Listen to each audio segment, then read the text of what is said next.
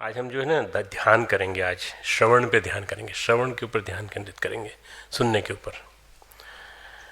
सुना कैसे जाता है, सुनने की कला, और सुनने के बाद उसको फिर जीवन में कैसे उतारा जाता है। तुलसीदास जी हैं, ये कहते हैं श्रोता वक्ता ज्ञान निधि। श्रोता और वक्ता ज्ञान के भंडार हैं। श्रोता भी और वक्ता भी दोनों ज्ञान के भंडार हैं। कथा राम के गूढ़, क्योंकि कथा राम की कथा बड़ी गूढ़ है, रामचरितमानस बड़ा गूढ़ है। उसको समझने के लिए एक वक्ता भी ऐसा चाहिए, उसको समझाने के लिए वक्ता भी ऐसा चाहिए, और समझने के लिए श्रोता भी ऐसा चाहिए। आज हम ध्यान करेंगे, और ध्यान से पूर्व एक बहुत ही प्यारा समर्पण भरा गीत। अपनी राह चला लो गुरुवर, अपनी राह चला लो, अपनी राह चला लो गुरुवर, अपनी राह चला लो। हमें साथ ले, हाथ हाथ ले, हमें साथ ले, हाथ हाथ ले। अपना रास रचा लो गुरुवर, अपनी राह चला लो, अपना रास रचा लो गुरुवर, अपनी राह चला लो।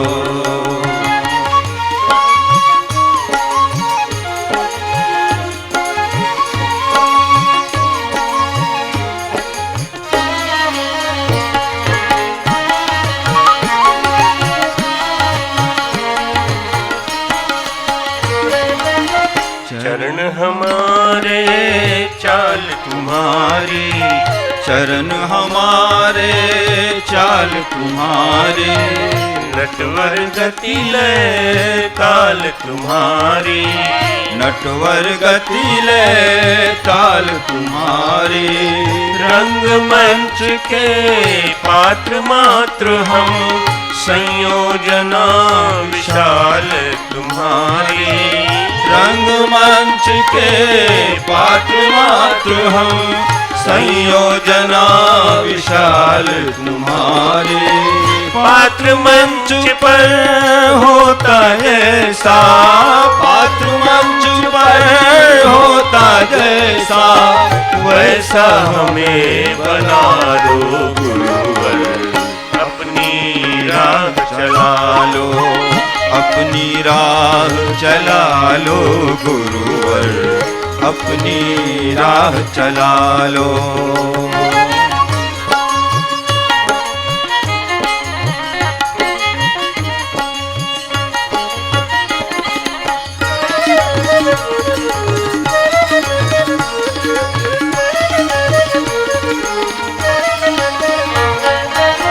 प्राण हमारे सांस तुम्हारी, प्राण हमारे सांस तुम्हारी।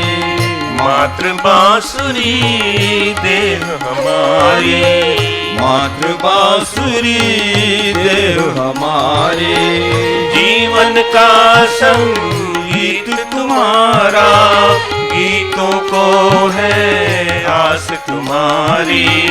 जीवन का संगीत तुम्हारा, गीतों को है आस तुम्हारी। प्राण फूंक पोली बंसी में, प्राण फूंक पोली बंसी में। शाश्वत स्वर में गालो गुरुवर, अपनी राह चला लो, अपनी राह चला लो गुरुवर, अपनी राह चला लो।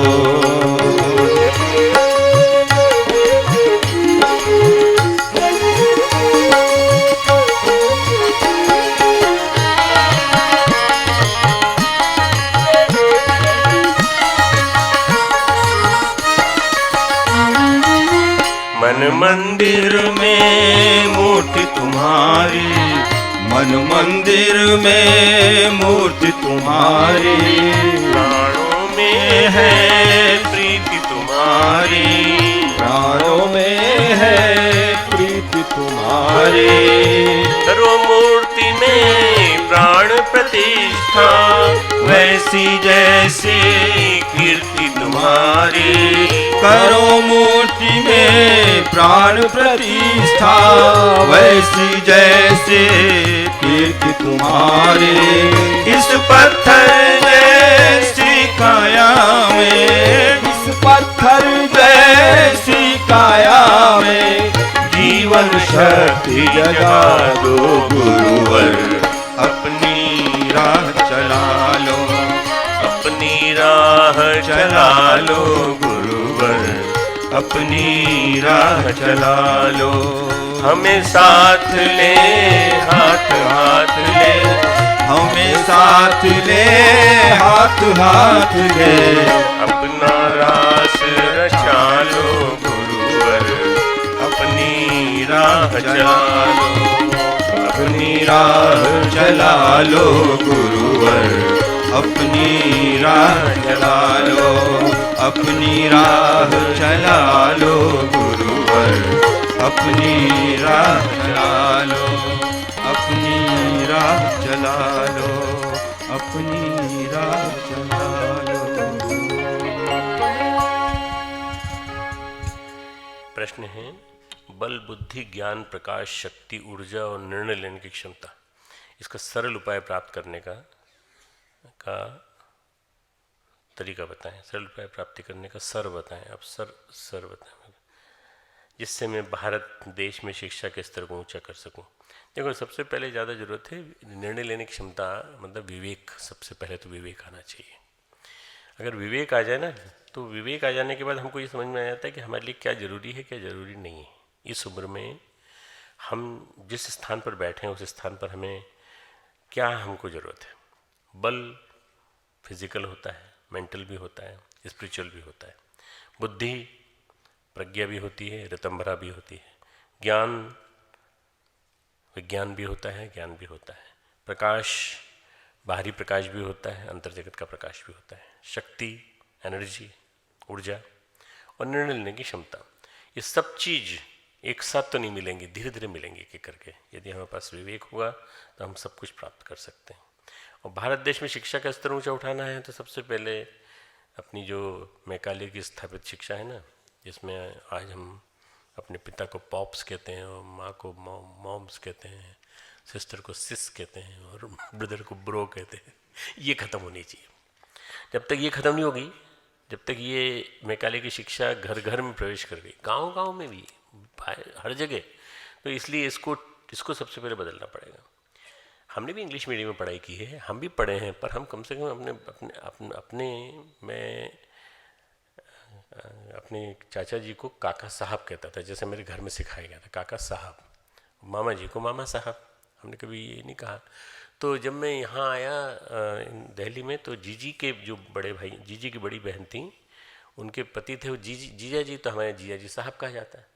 उन्होंने कहा, यार तुमने तो इतना सम्मान दे दिया, मेरे को पहली बार किसी ने जीजा जी साहब कहा नहीं, तो जीजू जीजू जीजू कह के मेरे को चिढ़ाते थे सबका, जीजा जी साहब। तो ये जो हमारे कहने के जो एड्रेस करने के तरीके थे ना, वो बदल गए हैं समय के साथ। ज्ञानी उसे कहा जाता है जो न किसी को सुख पहुंचाने में और उत्सुक, न किसी को दुख पहुंचाने में उत्सुक रहता है, पूरी तरह से मुक्त रहता है। हम अपने दैनिक जीवन में एक दूसरे को बिना सुख दुख पहुंचाए कैसे रह सकते हैं। देखो, सबसे पहले तो सोचो कि मेरे को अगर ये मान लो ये बात सुनने को मिले, मुझे बुरा लगा, तो मुझे कैसा लगेगा। आत्मनः प्रतिकूलानि परेशान न समाचरित, दूसरों के साथ व्यवहार न करो जो हमें अपने लिए पसंद नहीं। कोई भी चीज़ तुम्हारे साथ होती है, तुम्हें उसको याद रखना चाहिए हमेशा कि ये जो तो दूसरों के साथ कर रहे हो तुम्हारे साथ भी हो सकती है। इसलिए ये इसको तय करने का जो तरीका है वो यही है। अपना लक्ष्य निर्धारित कैसे करें। देखो, जब फुटबॉल का गेम शुरू होता है तो फुटबॉल बीच में रखी जाती है और शुरुआत करते ही जैसे चालू होता है गेम, वैसे गोल के ऊपर निगाह रहती है पूरी।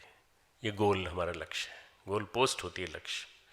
हर व्यक्ति उसी तरफ केंद्रित रहता है, इधर वाले इस गोल पोस्ट पे, इधर वाले उस गोल पोस्ट पे। टारगेट जो है वो हमको तय करना पड़ता है, हम क्या बनना चाहते हैं। टारगेट हमको तय करना पड़ेगा कि हमको क्या, कैसे अपने जीवन को निखारना है, कैसे जीवन को आदर्श बनाना है, और विभिन्न प्रकार की जो प्रतिकूलताएं आती हैं जीवन में, उनसे कैसे निपटना है। प्रतिकूलताएं कई प्रकार की होती हैं, मानसिक भी होती हैं, आध्यात्मिक जगत की भी होती हैं, बाहरी जगत की परिस्थिति की जो परिस्थितियां हैं उनमें बहुत सारी प्रतिकूलताएं दिखाई पड़ती हैं। फिर भी अगर आप उनसे जूझते हुए चलें और अपना टारगेट सही रखें तो पहुंच जाएंगे, टारगेट पर पहुंच जाएंगे। लक्ष्य सही रखना जरूरी है। बीच में ऑब्स्टिकल्स आएंगे, बीच में बहुत सारी चीज़ें रोकेंगी, रास्ता रोकेंगी, पर लक्ष्य स्पष्ट होना चाहिए। अपनी खुद की उत्कृष्टता पे ध्यान देंगे, अपनी एक्सीलेंस पे, और उसके बाद फिर लक्ष्य तक पहुंचने तक रुके नहीं। हम क्या रुक जाते हैं बीच में, रुके नहीं, लक्ष्य तक पहुंचने तक निरंतर चलते रहें। चाहे थोड़ा सा लंबा रास्ता भी पार करना पड़े तो कोई बात नहीं, चले जाएंगे। मेंटल अटैचमेंट को कैसे कम किया जा सकता है? भाई देखो, मेंटल अटैचमेंट भी आ सकती है। हमारा चिन्मय लखनऊ में लेक्चर दे रहा था परसों, वो कह रहा था आ सकती है, जा नहीं सकती। आसक्ति बड़ी खतरनाक होती है। ये आ सकती है पर जा नहीं सकती। इसका लेक्चर में सुन रहा था ऑनलाइन। तो आ सकती है पर जा नहीं सकती। ये आसक्ति जो है ये मन में चिपक जाती है, मस्तिष्क में चिपक जाती है। अपने मन, बुद्धि, चित्त, अहंकार, ये जो हमारे अंतःकरण चतुष्टय है, इसको आसक्ति से बचाना है। सबसे बड़ा जो प्रहार है भगवान कृष्ण जो गीता में करते हैं अर्जुन पे, वो आसक्ति पे प्रहार करते हैं, आसक्ति पे प्रहार करते हैं। भगवान अपना जो हथौड़ा चलाते हैं वो अर्जुन की आसक्ति पे चलाते हैं। पिताजी से स्नेह तो था, परंतु सबसे ज़्यादा प्यार मिला दादाजी से। भीष्म पितामह और द्रोणाचार्य गुरु थे, कृपाचार्य कुलगुरु थे, और विदुर उनके सलाहकार थे होने के नाते उनके चाचा जी के समान थे, भीष्म पितामह के बराबर थे। इन सब से जो मार्गदर्शन मिलता था वो सब सामने खड़े हैं, युद्ध में खड़े हैं। और वो जब युद्ध में खड़े हैं तो कैसे आसक्ति कैसे टूटे, उस आसक्ति को तोड़ते हैं तब जाके युद्ध करता है। भगवान ने कर्मयोग से लेकर ज्ञान योग, भक्ति योग, आसक्ति तोड़ने के लिए बनाया पूरा। गीता पूरी आसक्ति तोड़ने के लिए। हमारे जीवन में भी आसक्तियाँ आती हैं, बार बार घर में कोई जरा सी भी घटना घटी तो हमारे मन में बहुत दुख होता है। दुख होना चाहिए, उनके साथ सहभागिता करनी चाहिए, घर वालों के साथ साझा भी करना चाहिए। जब घर जाओ तो उनसे जाकर बात भी करनी चाहिए, मैं मना नहीं कर रहा हूँ। पर अगर आप ही उलझ गए उसमें तो आप ही परेशान हो गए, अपना खुद का भी संतुलन गड़बड़ा दिया तो बहुत दिक्कत हो जाएगी। मेंटल अटैचमेंट इसी तरह से हटा जाता है। और जो मेंटल अटैचमेंट तुम्हारा हो जाता ना अपोजिट जेंडर के प्रति, उसको तुमको ही निकालना पड़ेगा, निकाल के ऑपरेशन करके उखाड़ना पड़ेगा। ज़बरदस्ती का है ये, ज़बरदस्ती का, फालतू का थोपा हुआ तुम्हारे ऊपर, लड़के का लड़की के प्रति और लड़की का लड़के के प्रति, ज़बरदस्ती का थोपा हुआ है। तुमने ले लिया है, बाकी किसी ने कुछ कह भी दिया हो कि हाँ मुझे तुमसे प्यार है, हाँ मुझे तुमसे प्यार है, तो ये मत समझो कि सच में है। प्यार उसको कहते हैं जो जीवन में आदमी को ऊंचा उठाने में मदद करे, वो प्यार कहलाता है। आकर्षण को नहीं, शारीरिक आकर्षण को नहीं, मानसिक आकर्षण को नहीं, बुद्धि के बल पे भी आकर्षण किसी का नहीं मानना चाहिए। मानना चाहिए तो वो ये कि हमारी जीवन यात्रा में कौन साथ देगा हमारा। ठीक है ना? तुम लोग बहुत सेंसिटिव मोड पे खड़े हो, बहुत सेंसिटिव, और इस मोड पे तुमको बहुत ध्यान देना चाहिए। राष्ट्रहित का गला घोंट कर छेद न करना थाली में, मिट्टी वाले दिए जलाना अब की बार दिवाली में। रवि कुमार वर्मा, ब्यूटीफुल। देश के धन को देश में रखना, नहीं बहाना नाली में, मिट्टी वाले दिए जलाना अब की बार दिवाली में। अपने देश की मिट्टी का भाव भी आ जाता है इसमें। और मिट्टी वाले दिए जलाना मतलब ये कि चाइनीज़ दिए मत जलाना। अब वो आज क्या हो गया, दीपावली जो है ना वो बल्बावली हो गई है। बल्ब की पंक्ति, अवली यानी पंक्ति, और दीप यानी दीप, दीपावली की जगह वही। और दूसरे चीनी मिट्टी की चीन के बने हुए दिए भी आ गए हैं, और वो दिए जो है सस्ते होते हैं इसकी तुलना में, तो लोग इसको खरीदते हैं। अगर हम दीपक खरीदते मिट्टी का तो उससे हमारे लोगों को रोजगार मिलता है। यानी कई लोगों ने तो चाक भी नहीं देखा। तुम लोगों ने चाक देखा है? तुम लोगों ने किसी ने तुम्हारे गाँव में रहा होगा शायद। मेरे साथ एक टीम आई थी पूरी की पूरी, वहाँ से दिल्ली से। गुरुदेव का महाप्रयाण हुआ था, उसके बाद हम रिकॉर्डिंग कर रहे थे गुरुदेव का 1990 में। मैंने पूरी टीम बुलवाई थी वीडियो की, और हाई आजकल तो इतना कॉमन हो गया है रिकॉर्डिंग करना, पर उस ज़माने में यूमेटिक और वो वाला कैमरा वगैरह सब लेके आए थे। तो मैं उनको लेके गया था हवेली में। एक हवेली थी हमारे कार्यकर्ता की मंगलोर के पास, इधर पीछे करीब करीब 40-50 किलोमीटर दूर। तो वहाँ से हम लौट रहे थे तो मंगलोर में चाक दिखा, सारे के सारे वो टेक्नीशियंस सब उतर आए, सब ने उसकी रिकॉर्डिंग करी, दिए बना रहा था वो। उनका फिर से घुमाना भाई, फिर से घुमाना, फिर से बताना। तो मुझे ऐसा लगता है कि पिछले 20-30, 25-30 सालों में धीरे धीरे हमारे गांव की सभ्यता समाप्त हो गई थी, परंतु अब जैसे दिल्ली हाट लगता है या कहीं गांव का हाट लगता है या कहीं हमारी संस्कृति कहीं ना कहीं दिखाई पड़ने लगी। अब ये अच्छी बात है, अपनी संस्कृति के बारे में जानकारी होना चाहिए। हमने तो मिट्टी के दिए जलाए हमेशा, इसलिए हमको हमेशा याद रहता है। गायत्री मंत्र एक साथ। ओम भूर्भुवः स्वः तत्सवितुर्वरेण्यं भर्गो देवस्य धीमहि धियो यो नः प्रचोदयात्। ओम गुरुर्ब्रह्मा गुरुर्विष्णु गुरुरेव महेश्वरः गुरुः साक्षात् परब्रह्म तस्मै श्री गुरुवे नमः। अखण्डमण्डलाकारं व्याप्तं येन चराचरं तत्पदं दर्शितं येन तस्मै श्री गुरुवे नमः। मातृवत् लालयित्री च पितृवत् मार्गदर्शिका नमोस्तु गुरुसत्तायै श्रद्धा प्रज्ञायुता च। सभी प्यारे प्यारे बच्चों, छात्र छात्राओं, हमारे स्टाफ के सभी सदस्य और एकेडमिक नॉन एकेडमिक सभी स्टाफ के सदस्य, बाहर के कार्यकर्ता भाइयों, ध्यान सुनने की कला है। सुनना, श्रवण करना, इसको हम ध्यान में भी बदल सकते हैं। जो भी हम सुनते हैं, जैसे अभी गीत सुन रहे थे, कई बार गीत इतने मधुर होते हैं, इतने अच्छे बोल होते हैं, यदि हम उनको ध्यान से सुने तो उनमें हम डूब जाते हैं। क्यों? क्योंकि श्रवण जो है ये भी एक भक्ति है, श्रवण भी ध्यान की प्रक्रिया है। श्रवण भी ध्यान बन सकता है। श्रवण साधना है। श्रवण यानी सुनना। इसे सम्यक दृष्टि सम्यक श्रवण जैनियों में कहा गया है। सम्यक ठीक ठीक, ठीक ठीक दृष्टि, ठीक ठीक सुनना। सुनना पड़ता है, सुनाई देते हैं, सुनना चाहते हैं, तीनों अलग अलग बातें, तीन अलग अलग बातें। सुनना पड़ता है, सर बोल रहे हैं ना, सुनना पड़ेगा, ये सुनना पड़ता है। सुनाई देते हैं, हम बैठे हैं अपने कमरे में, पड़ोस के कमरे में ट्रांजिस्टर बज रहा है, सुनाई देता है।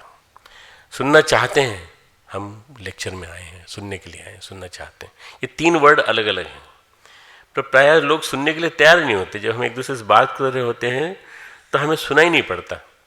क्यों? हाँ, वो तो बोल रहा है, हमारे कान से भी टकरा रही आवाज़, पर हम क्या, हमारा मन कहीं और लगा हुआ है। ध्यान अगर नहीं होगा तो सुनाई नहीं पड़ेगा। इसलिए ध्यान और श्रवण दोनों जुड़े हुए हैं एक दूसरे के साथ। ध्यान होगा तो सुनाई पड़ेगा। अगर आप उसकी बात समझ में आ रही है तो आप मन लगा के सुनेंगे। एक दूसरे से बात करके हम अपने मन का बोझ हल्का कर देते हैं। हमारे घर में कई तरह की खूंटियाँ होती हैं जिनमें हम टांग देते हैं कई चीज़ें। हम अपने कपड़े टांग देते हैं, हमारे कुर्ता टांग देते हैं, हम अपनी जैकेट टांग देते हैं, तुम अपने कपड़े टांग देते होगे। इसी तरह से अपने मन का बोझ हल्का करने के लिए आदमी दूसरों के दिमाग में कूड़ा कचरा टांग देता है। कैसे? सुना सुना के। अरे सुन, एक मिनट सुन, थोड़ी सी बात और बता दूँ। ये चीन जो है ना, ऐसा है, चीन ऐसा। अब नहीं सुनना चाहते तो भी पूरी बात सुनाते हैं। हमारे पास बहुत सारी बातें होती कहने के लिए, बहुत सारी बातें सुनने वाले के पास टाइम नहीं है, किसी के पास सुनने के पास टाइम नहीं है। तो नवधा भक्ति में भगवान ने श्रवण भक्ति का उल्लेख किया। एक बात कही उन्होंने, जिनके श्रवण समुद्र समाना, जिनके कान समुद्र के समान है। ये अयोध्या कांड में उन्होंने बात कही है, जिनके श्रवण समुद्र समाना, कथा तुम्हारी सुबह सरी नाना। तुम्हारी कथा इतनी सुंदर है कि वो सुंदर नदियों की भांति है। सुबह सरी यानी नदियों की भांति। भरे निरंतर हो ही न पूरे। निरंतर नदियाँ समुद्र की ओर जाती है, फिर भी समुद्र कभी भरता नहीं है।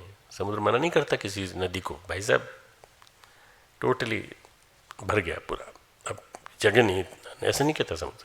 हम कहते आते जाओ। हमारे पास बहुत जगह, हम तो पूरे दुनिया में फैले हुए। भरे निरंतर हो ही न पूरे, क्योंकि वो इवोपरेट करके भेज देता बादल बना करके। भरे निरंतर हो न पूरे, तिनके ही तुम कहूँ ग्रह रूरे। तुम ये कथा जो है उनको सुनाओ। हे राम, तुम उनके हृदय में निवास करो, तुम वहाँ जाकर के रहो और वहाँ जाकर के अपनी श्रवण के माध्यम से भक्ति को सुनो या भक्ति को सुनाओ, शेयर करो। एक्चुअली मैंने क्लास ली थी 9 दिन की नवरात्रि की, जिसमें भगवान राम वाल्मीकि से पूछते हैं हम कहाँ जाएं, कोई आप हमको निवास बता दीजिए जहाँ हमको जाना चाहिए। वो 9 घर बताते हैं, 9 आवास। उनमें से एक आवास है श्रवण भक्ति का आवास। जिनके हृदय विराट हो, विशाल हो, और जिनके कान सुनने के लिए तैयार हो, उनके यहाँ जाके निवास करो। श्रवण की बड़ी महिमा है। श्रवण से उपनिषदों में, वेदों में, जो वेद का मतलब वेद के ग्रंथ, उनमें उनको वो कहाँ से आए हैं? ऋचाओं और श्रुतियों से आए हैं। ऋचा और श्रुति। श्रुति का मतलब होता है सुन करके जो हमने जो धारण किया वो श्रुति। और ऋचा मतलब जो ऋषियों ने दृष्टि से देखा। ऋषयः मंत्र दृष्टारः, ऋषि मंत्रों के दृष्टा हैं, इसलिए उन्होंने जो देखा, मंत्र ऐसे आते थे उनके, जब वो मंत्र सुनते थे ऋषि, भगवान के ऋषि, भगवान बोल रहे हैं कुछ और उनको मंत्र दिखाई पड़ते थे, आकाश में ऐसे दिखाई पड़ते थे, अंतरिक्ष में। और वो जो देखते थे बोलते जाते थे। ध्यान साधना में, गहरी साधना में दिखाई पड़ते थे। मंत्र का अनुभव किया, मंत्र को देखा, फॉलो किया, और वो बन गया ऋचा। और जो सुना वो बन गई श्रुति। जो देखा वो बन गया ऋचा, जो सुना वो बन गई श्रुति। उपनिषद में क्या हुआ? गुरुओं ने, महर्षियों ने अपने शिष्यों को अपनी अपनी अनुभूति सुनाई, पास बिठाकर। उपविश्य का मतलब होता है पास बैठकर। उपासना, मैंने उस दिन कहा था, पास बैठकर अपने साथ, थोड़ा ऊंचाई पर हमारे पास बैठो। कहाँ नीचे कहाँ बैठते, जमीन पे अच्छा नहीं लगता, चलो तो हमारे पास आ जाओ। तो गुरु अपने पास बिठाकर, सिर पे हाथ रखकर, कंधे पे हाथ रखकर प्यार से पढ़ाई कराता था पूरी। तो ये जो शिष्यों ने ज्ञान प्रायः अनुभूतियों का विषय बना लिया। श्रवण श्रुति, श्रवण से श्रुति बन गया। जब श्रवण ध्यान बन जाता है तो मन में जिज्ञासा होती है, मन में भाव उमंगते हैं, मन में श्रद्धा पैदा होती है। हम किसी ज्ञानी के पास जाते हैं, उसके चरणों में बैठते हैं, उनकी सेवा करते हैं। सेवा क्या? उनका बताए हुए ज्ञान को सुनना। सबसे बड़ी सेवा क्या है? आप मेरी सेवा कर सकते हैं। कैसे कर सकते हैं? मेरे बताए हुए ज्ञान को अप्लाई करना चालू करो, लागू करना चालू करो, बस अपने जीवन में उतारो। ज्ञान प्राप्ति का साधन बताते हैं। तद विद्धि प्रणिपातेन परिप्रश्नेन सेवया। गीता कहती है तद यानी उस ज्ञान को, विद्धि जानो, प्रणिपातेन प्रणाम करके, साष्टांग प्रणाम करके, परिप्रश्नेन सेवया। इस श्लोक को कई बार बोल चुका हूँ मैं। जानो उस तत्व को, उस आत्म तत्व को जानो। ज्ञानी जन गुरुजन के सामने प्राणिपात करके, दंडवत करके उसको जानने की कोशिश करते हैं, और उसके बाद उनके मन में, उनके अंतर जगत में अपनी जिज्ञासाएं सुनने के बाद सेवा करो और सुनो। फिर उपदेशन्ति ते ज्ञानम, तब तुम्हें उपदेश देंगे वो। तत्व ज्ञानी न तत्वदर्शिना, ज्ञानी और तत्वदर्शी ऋषि मुनि तुमको तब देंगे। गुरु तब ज्ञान देता है जब आप उसके पास जाकर सेवा के भाव से जाते हो। हमारे ऐसा कहा गया है, समिधा लेकर, समित पाणी ही श्रोत्रियम ब्रह्मनिष्ठम, समिधा लेकर जाओ। किसके पास? गुरु के पास। गुरु की अग्नि से स्पर्श करते ही, चरण स्पर्श करते ही तुम्हारी समिधा जल जाएगी। समिधा जल गई मतलब ज्ञानाग्नि। मैं ज्ञान के ऊपर इतना बोल चुका हूँ, 9 दिन तक तुमने सुना है। ज्ञानाग्नि प्रज्वलित हो जाएगी तुम्हारे अंदर की, ज्ञानाग्नि प्रज्वलित हो जाएगी। अपने साधन चतुष्टय में श्रवण साधना बताएगी। श्रवण साधना के 3 भाग हैं। श्रवण, मनन, निधिध्यासन, और चौथा भाग है निर्विकल्पम। श्रवणम सद्गुणम मननम अनंत सहस्त्रगुणम निधिध्यासनम अनंतम निर्विकल्पम। सहस्त्रम निधिध्यासनम, मैं एक एक करके बता देता हूँ। जो सुना गया है उसमें मनन किया जाए, उसे आत्मसात किया जाए, उसको जीवन में एब्जॉर्ब करो। इसको कहते हैं एसिमिलेट, एब्जॉर्ब। खाया है उसको पचाओ। श्रवणम सद्गुणम मननम सहस्त्रम निधिध्यासनम अनंतम निर्विकल्पम। ये 4 उसके स्टेजेस हैं। जो सुना गया है उसको मनन करो, निधिध्यासन करो। क्या होता है कि हम सुन तो लेते हैं, मनन नहीं करते। मनन का मतलब होता है, मनन करने से जो त्राण करे वो मंत्र, मंत्र की जो संधि विग्रह है, मनन करने से जो त्राण करे वो मंत्र, जिस पर मनन करें। गायत्री मंत्र का हम मंत्र का मनन कर रहे हैं, चिंतन कर रहे हैं। मनन यानी कॉन्स्टेंटली रिपीटिंग इनसाइड, बस बार बार बार बार अंदर ही अंदर। अनुभव कीजिए इसको निर्विकल्प समाधि में, निधिध्यासन कीजिए और अनुभव कीजिए, आत्म साक्षात्कार कीजिए। गुरुमुख से, ज्ञानी जनों के मुख से जो मिला है उसको ऐसे ऑब्जर्व करो जैसे खाना खाते हैं। खाना खाते हो तुम लोग, भोजन करते हो, तो क्या करते हो आप? देखो, जैसे मुंह में जाता है खाना, सलाइवा निकलता है, सलाइवा पचाता है, उसको तोड़ता है, ब्रेक करता है छोटे छोटे टुकड़ों में, भोजन उसमें मिलता है, फिर नीचे जाता है, एसिड से, एंजाइम से टकराता है, फिर वहाँ भी ब्रेकिंग प्रक्रिया होती है, पेट में चला जाता है। लेकिन खाने की प्रक्रिया इससे इतने से पूरी नहीं होती। भोजन को खाने के बाद पचाना पड़ता है। पचाएंगे कैसे? पेट के थ्रू, इंटेस्टाइन के थ्रू, लंबी चौड़ी इंटेस्टाइन है, गोल गोल घूमती घूमती नीचे जाती है, उसके बाद फिर सीकम आता है, फिर उसके लार्ज इंटेस्टाइन चालू हो जाती है। ये पचाना जो है ना, ये मनन की तरह से।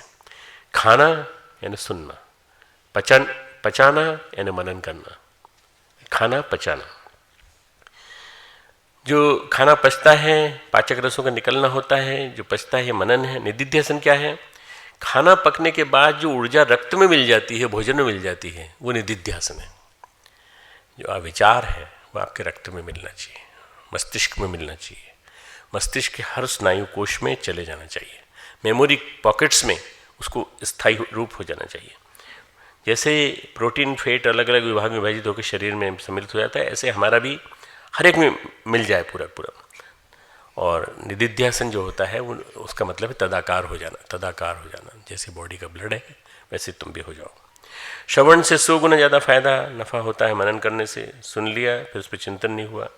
निधिध्यासन वो अपने अस्तित्व का हिस्सा बन गया, अस्तित्व का एकाकार हो गया, निर्विकल्प नहीं रहा, आपको विचार नहीं है उस पर, आप किसी प्रकार का विचार नहीं है। इसको कहते हैं सुनना।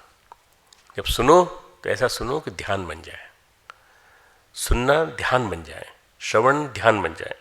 जब हम सुनते हैं, एक कक्षा में अनेक विद्यार्थी हैं, एक व्यक्ति बोल रहा है, उसे सुना जा रहा है, तो जो सुना जा रहा है ठीक ठीक समझा नहीं जाता, क्योंकि ठीक ठीक सुना नहीं गया, ठीक ठीक समझ में नहीं आता था हमको।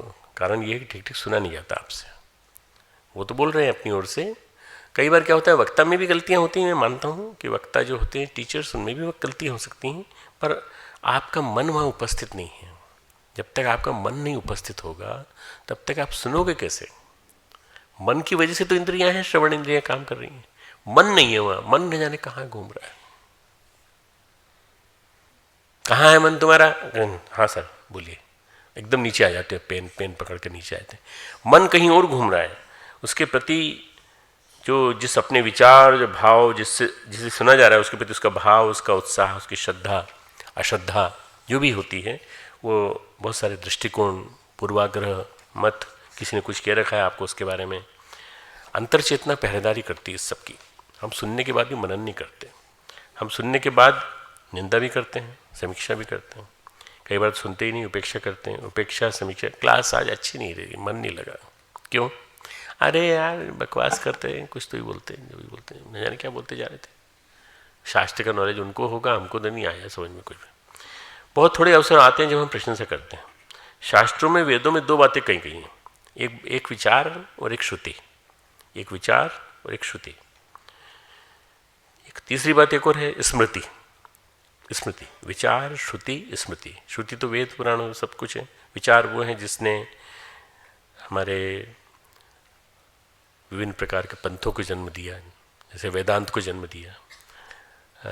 हम लोग कहते हैं ना कि उठो जागो रुको मत जब तक लक्ष्य तक न पहुंच जाओ। ये एक विचार है। ये विचार पनपा, बड़ा हुआ, विकसित हुआ, पूरे देश को उसने जगह दिया। विचार ये है। और श्रुति क्या है? जो हम सुनते हैं। और स्मृति क्या है? अपने कई स्मृतियाँ हैं। स्मृतियों में जीवन जीने के तरीके हैं। हमारे यहाँ जो ग्रंथ हैं उसमें हैं वेद, पुराण, उपनिषद, आरण्यक, ब्राह्मण, श्रुति, स्मृति, योग वाशिष्ठ। ये सारे जितने भी ग्रंथ हैं उनके विभाजन किए गए हैं। उसमें स्मृतियाँ भी आती हैं, 20 स्मृतियाँ आती हैं, 20 स्मृति ग्रंथ हैं। मनुस्मृति उसी में एक स्मृति होती है। तो स्मृति का मतलब क्या है कि वो हमारे स्मरण कोश का हिस्सा बने, याद का रूप, स्मरण का रूप बन जाए। हमारे दिमाग में, हमारे मस्तिष्क पर, हमारे अंतःकरण में अनेक पहरेदार खड़े हुए हैं। जो विचार आ रहे हैं उनको रोकते हैं, उनसे पूछते हैं क्यों, किससे पूछ के आए अंदर। जो विचार आते हैं उनको रोकते हैं। ये कौन है रोकने वाले, कौन है ये रोकने वाले? जो हैं ये हमारे अपने ही विकार हैं। हमारा अंदर का चिंतन, हमारी नेगेटिविटी, हमारा आलस्य, हमारा प्रमाद। हम कई बार क्या होता है कि सुनते हैं तो नहीं समझ में आ रहा, तो क्लास में बैठे बैठे टीचर का ही फोटो बनाने लगते हैं। बहुत सुंदर, बहुत सुंदर। फिर देखा, फिर बनाया। वो जो बोल रहे हैं वो नहीं सुन रहे, कान के पास से निकल रहा है, वो इधर से निकल रहा है, और यहाँ बैठे बैठे चित्र बन रहा है। मैडम का चित्र बन रहा है, कभी सर का चित्र बन रहा है, कई बार कार्टून बनाते हैं उनका। जो बोलता है, जो बोल रहा है, उसी का कार्टून बनाने लगते हैं। श्रोता होना बहुत मुश्किल है, श्रोता होना बहुत मुश्किल है। श्रोता और वक्ता जब समान तल पे होते हैं, तब समान अनुभूतियों में जीते हैं, तब श्रवण होता है। जब श्रोता और वक्ता समान होते हैं, भाई हमारे यूनिवर्सिटी के स्टूडेंट्स की क्वालिटी क्या है कि वो श्रोता और वक्ता दोनों का स्तर समान है। गोस्वामी जी कहते हैं, श्रोता वक्ता ज्ञान निधि कथा राम की गूढ़। राम की कथा बहुत गूढ़ है, बड़ी क्लिष्ट है, पर श्रोता वक्ता दोनों ज्ञान निधि होना चाहिए। जो कहा जा रहा है कथा, यानी कि जो कहानी कही जा रही है, वो बड़ी तभी पूर्ण हो सकती है जब उसको कहने वाला और सुनने वाला दोनों ज्ञान का भंडार हो, ज्ञान के शिखर पर पहुंच जाए, ज्ञान का संचय कर रखो। तुम ईमानदारी से बताना, जितने लोग बैठे हो, 9 दिन तुमने क्लास अटेंड की, तुम्हारा मन कभी गड़बड़ाया, इधर उधर भागा, तुम्हारा मन लगा कि नहीं? पूरी तरह से बताओ। ज्ञान के बारे में, ज्ञान की महिमा बताई गई step by step, day by day. हम लोग एक श्लोक से दूसरे श्लोक, तीसरे श्लोक, 9 श्लोकों की चर्चा 9 दिन तक की। जब तुम्हारा मन लगा ना, इसका मतलब ये कि तुम्हारा भी लेवल उसी लेवल पे था जिस लेवल में मैं बोल रहा था। तुम उसी को सुन रहे थे, उसी को तुम आत्मसात कर रहे थे। तो दोनों ज्ञान के शिखर पर हो, दोनों ज्ञानी हो। ऐसा नहीं केवल वक्ता ज्ञानी हो, श्रोता भी ज्ञानी होता है, सुनने वाला भी ज्ञानी होता है। सुनने का भी अपने एक आनंद है, बार बार सुनते हैं, अच्छा लगता है। कई बार वक्ता भी श्रोता बन जाते हैं,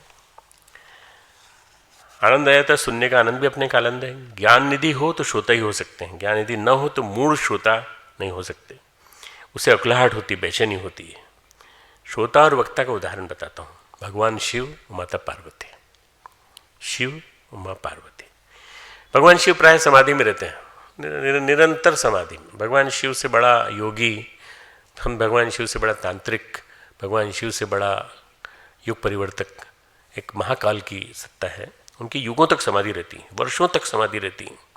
इस बीच क्या करती हैं? माता पार्वती गणों की देखभाल करती हैं, कैलाश को मेंटेन करती हैं, पर्वत जहाँ उनका स्थान है, जो उनका रहने की जगह है, उसको मेंटेन करती हैं। फिर उसके साथ साथ पूरी प्रकृति को मेंटेन करती हैं।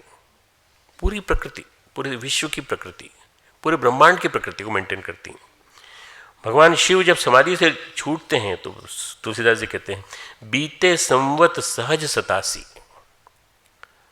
बीते संवत सहज साहसी, सहज समासी। सहज समासी मतलब 36-87 हजार साल बीते। तज समाधि संभो अविनाशी, 87 हजार साल, 87,000 ईयर्स बीत गए, तब समाधि संभो की टूटी। क्या गजब के स्टेमिना होगा पार्वती जी का। जब करती रही निरंतर और काम करती रही। राम राम शिव सुमिरन लागे। शिव, भगवान शिव जो है राम राम राम राम राम राम राम राम मुंह से बोलने लगे। इसका मतलब ये कि जाग गए। जाने हूँ सती जगतपति जागे। सती पहले वाली सती के लिए है। 87 हजार साल बीत गए। जब भगवान शिव की समाधि खुली, राम राम का स्मरण करते ही माता पार्वती, माता सती समझ गई, हाँ भाई भगवान भोले बाबा जग गए। समाधि से जागरण हो गया उनका। बड़ा उत्सव होता है, उसका उल्लास होता है। सारे नंदी और सब जितने गण उनके सब डांस करते हैं खूब उनके सामने, और खूब बढ़िया आनंददायक। एक पुरानी पिक्चर है, उसमें बहुत बहुत सुंदर उसके गीत हैं उसके। भगवान शिव जब समाधि से जागते हैं तो कैसे उल्लास होता है। पीछे पर्दे लगा दिए उन्होंने। उस ज़माने में पर्दे वर्दे हुआ करते थे, पर्दों के माध्यम से हिमालय दिखाते थे। बड़ी खुशी होती है। भगवान शिव फिर कहते हैं, कहना चालू करते हैं, देखो मैं तुमको सुनाता हूँ। अब सुनाना चालू करते हैं। 87 हजार साल तक तो चुप रहे थे, अब सुनाना चालू करते हैं। आप तंत्र शास्त्र को पढ़ें, शाक्त तंत्र को पढ़ें, शैव तंत्र को पढ़ें, कोई भी शास्त्र पढ़ें तो उसकी शुरुआत होती है एकदा कैलाश शिखरे, एकदा कैलाश शिखरे गौरी पृच्छति शंकर। एक बार कैलाश शिखर पर माता गौरी ने भगवान शिव से पूछा। शुरुआत यहीं से होती है। ये नैमिषारण्य का नाम तुमने सुना होगा ना, नैमिषारण्य उत्तर प्रदेश में। एकदा नैमिषारण्य, एक बार नैमिषारण्य में सारे ऋषि लोग इकट्ठे हुए, वहाँ आपस में बातचीत की उन लोगों ने, और जो बातचीत की वो कथा के रूप में आई। इसी तरह से एकदा कैलाश शिखरे गौरी पृच्छति शंकर, सत्संग और श्रवण का सिलसिला चलता रहता है, कैलाश पे आनंद बिखरता रहता है। भगवान शिव समस्त शास्त्रों के वक्ता हैं। जितने भी शास्त्र निकले हैं, आयुर्वेद में रस शास्त्र, तंत्र, आयुर्वेद का चिकित्सा शास्त्र, पूरा विज्ञान भगवान शिव से निकला है। भगवान शिव के मुँह से तंत्र का पूरा ज्ञान निकला है। भगवान शिव के मुँह से तंत्राधिपति हैं, देवादिदेव हैं, महादेव हैं, और एक तरह से आचार्य हैं समस्त शास्त्रों के। परम ज्ञानी भगवान शिव, लोक गुरु, विश्व गुरु, महेश्वर, महेश्वर कहा जाता है। ईश्वर में भी महाईश्वर, महेश्वर, उनको सुनने का आनंद होता है। तो देवी देवता और अन्य सत्ताएं भी सूक्ष्म रूप में सब आके वहाँ सुन खड़ी हो जाती हैं कैलाश में, सुन देते, वो सुनने के लिए चल देते हैं। तुलसीदास जी कहते हैं कहाँ जाते हैं सुनने के लिए? भगवान शिव जो हैं अपनी कथा तो वहाँ सुनाते हैं कैलाश में, पर भगवान शिव भी कथा सुनने के लिए जाते हैं। कहाँ जाते हैं? अगस्त ऋषि के पास। अगस्त ऋषि पांडिचेरी के पास रहते हैं। भगवान शिव को ऐसा लगता होगा कि थोड़े दिन, बहुत दिन हो गए ठंडक में रहते रहते थोड़ा सा नीचे चलते हैं अगस्त ऋषि के पास। अगस्त ऋषि की और उनकी बहुत अच्छी जोड़ी है। भगवान शिव के शिष्य हैं, परम ज्ञानी हैं, परम तेजस्वी हैं, परम तपस्वी हैं। भगवान शिव गुरु हैं, अगस्त ऋषि शिष्य हैं। पर श्रवण का आनंद, सत्संग का आनंद इन दोनों की जोड़ी में आता है। अगस्त ऋषि के आश्रम, अगस्त ऋषि का आश्रम ऐसा था जो चारों तरफ से एक ऐसे विद्युत प्रवाह से जुड़ा हुआ था जिससे कि कोई राक्षस प्रवेश नहीं कर सकता था। लंका पास थी, राक्षस आते थे, बाहर से ही टच करते ही भाग जाते थे। ये ऐसा कुछ तांत्रिक प्रभाव था उनका। और जब भगवान शिव आते थे तो अगस्त ऋषि का आश्रम, अगस्त ऋषि से कहते हैं आज आप व्यास आसन पर बैठेंगे, आज आप वक्ता हो। तो अगस्त ऋषि को व्यास आसन पर बिठाते हैं। कथा में व्यास का जो स्थान है बड़ा ऊंचा माना जाता है। व्यासपीठ को प्रणाम किया जाता है। कोई भी कितना ही बड़ा ज्ञानी हो, वो जाता है अगर तो पहले व्यासपीठ को प्रणाम करता है। वो किसी व्यक्ति को प्रणाम नहीं कर रहा है, व्यासपीठ को प्रणाम करता है। आज आप वक्ता हो, हम नीचे बैठ के सुन कथा। भगवान शिव नीचे बैठते हैं और ऊपर बैठते हैं अगस्त मुनि। वो कथा सुनाते हैं, आनंद उठाते हैं। और वो कथा किसी और की नहीं सुनाते, भगवान राम की कथा सुनाते हैं या भगवान शिव पार्वती की सुनाते हैं।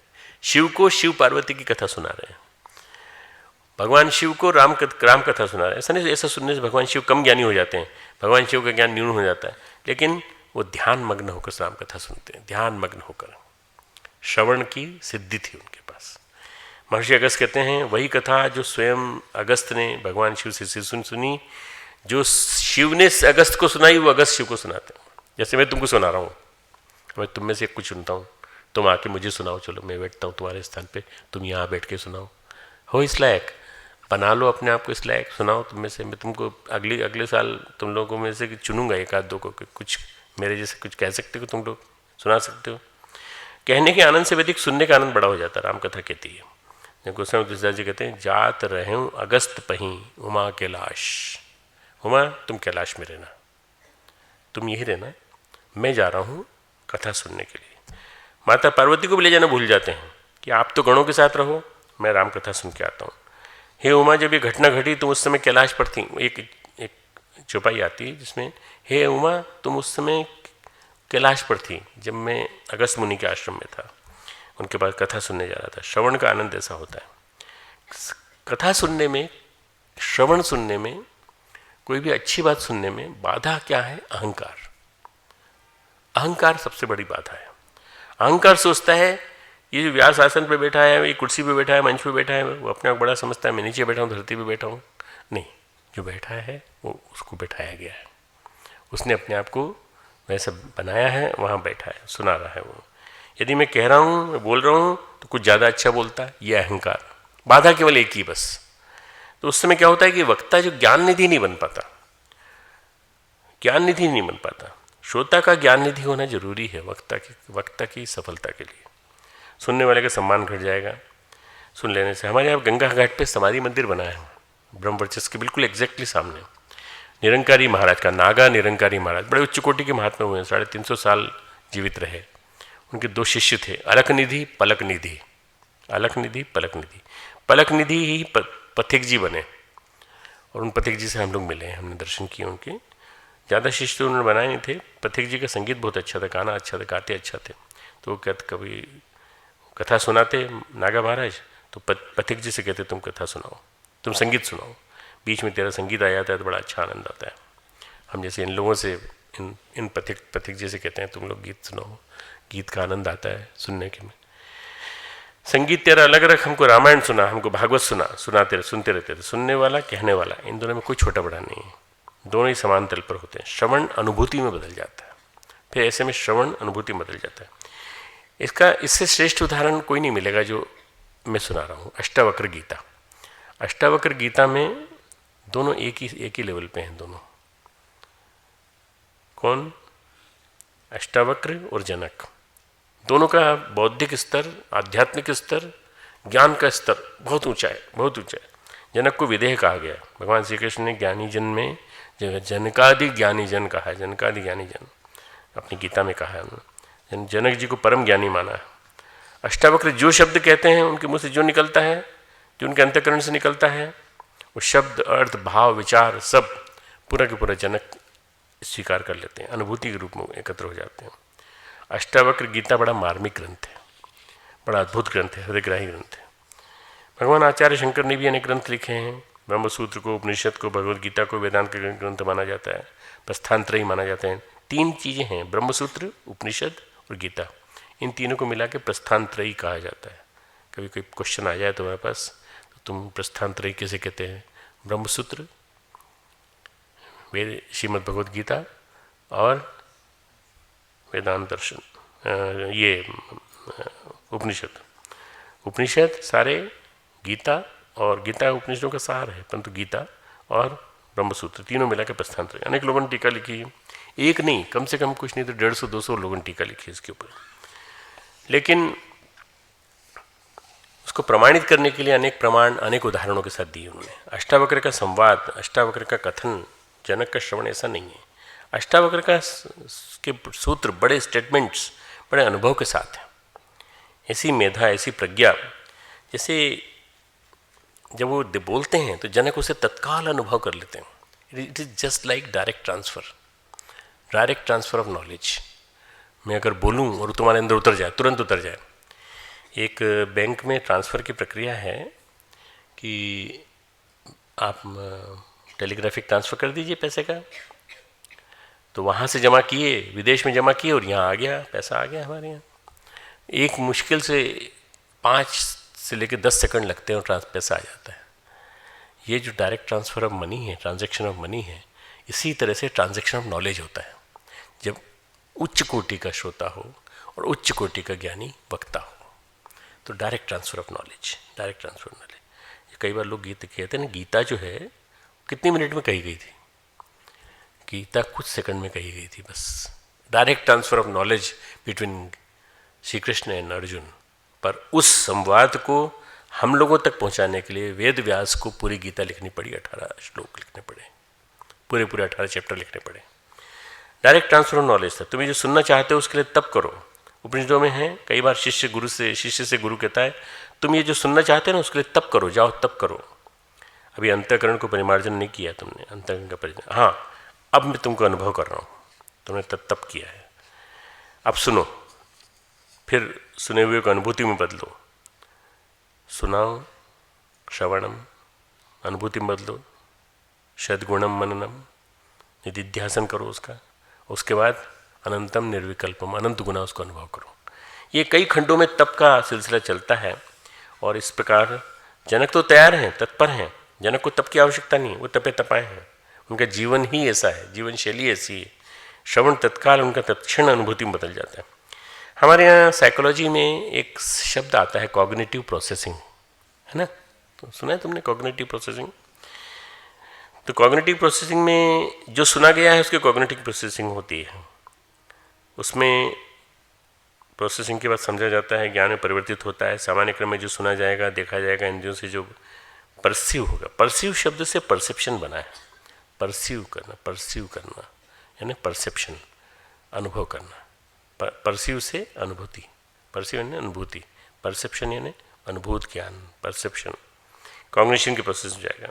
तो इंद्रिय अनुभूति के लिए बनाए, केवल आंखों के लिए नहीं बनाए। ये सुनने के माध्यम से, सूंघने के माध्यम से, देखने के माध्यम से, हर चीज, हर इंद्रिय का हर स्रोत जो है उसके माध्यम से अंदर जाती है। वो कॉग्निशन होता है। कॉग्निशन यानी जब अंदर, हमारे अंदर उसको एस्टेब्लिश हो जाता है। क्या कुछ ऐसा हो सकता है कॉग्निशन हो ही ना, सीधे बात अंतःकरण गहराई में तो जाए?